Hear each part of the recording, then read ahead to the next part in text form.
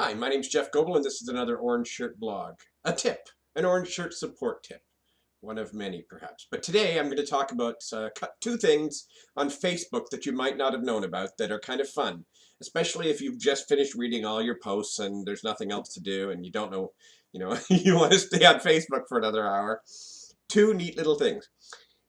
Type in a post # Toronto, or # your city, or # and a TV show that you watch as a hashtag. If you use Twitter, you know what hashtags are. You might not have known they're on Facebook. So anyway, you do that, you hit return, and it highlights it as a link in your post. To be polite to other people, you might want to say, I'm, experimenting with the hashtag Toronto. That's the # hashtag. So anyway, then when you hit post, it comes up as a link. And if you click the link, it opens a brand new window you may never have seen before with every mention of that word. So when I did Toronto as an example, all the posts from people that I do not know come up about Toronto.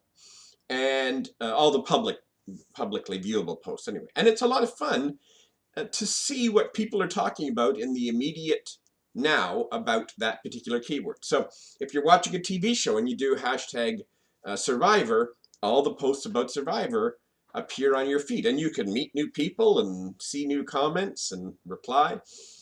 And I suspect that you could even almost use it for news. If there's some strange odor in the sky like there was last year, you could probably type hashtag strange odor.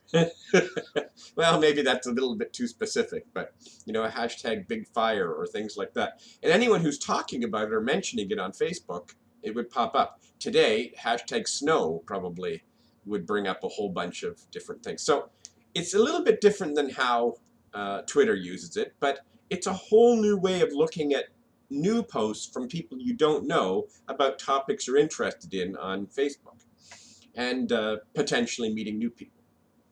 Now the second thing is a new task, and this one's a little bit tricky because I don't know if it's available to everyone, or if one day a year ago I clicked on a link and created it, but it seems to work for everyone, and it's called On This Day, and I think it's actually a Facebook function, and it is one of the most fun things that I can do on a Facebook day. So I come onto Facebook and I read all today's notifications, and then I read my news feed, and I try to pretty much read it all the way through. I have just the right amount of friends that it doesn't take a week to read everything. And then when I'm done, I click on the side On This Day, which in my favorites is a link.